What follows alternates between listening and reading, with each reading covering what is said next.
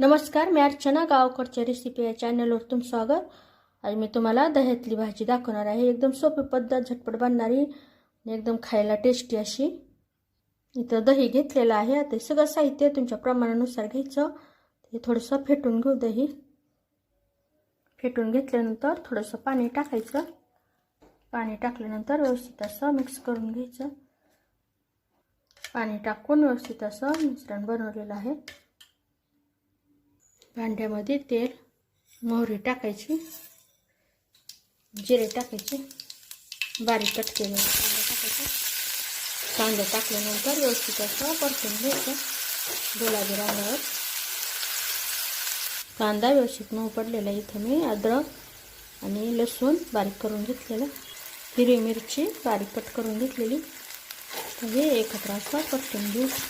गॅसची कमीच ठेवायची। कढीपत्ता, थोडीशी कोथिंबीर व्यवस्थित असं परतून घ्यायचं। गॅसची कमीच ठेवायची।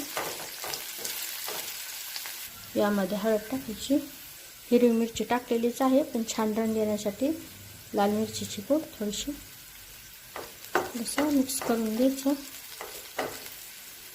थोडा वेळ गॅस बंद करायचा। आता गॅस बंद करून फेटलेलं दही यामध्ये टाकायचं। गॅस चालू नाही करायचा।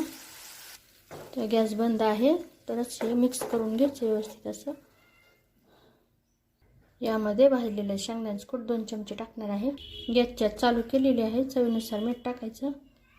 गॅसच्या हे 5 मिनिटं मंद आचेवर राहू देऊ। गॅसची एकदमच मंद ठेवायची। फक्त 2 ते 3 मिनिटापर्यंत मंद आचेवर ठेवून देऊ। इथं 3 मिनिटं झालेली। गॅस बंद करून टाकायचा। यावर बारीक कट केलेली कोथिंबीर।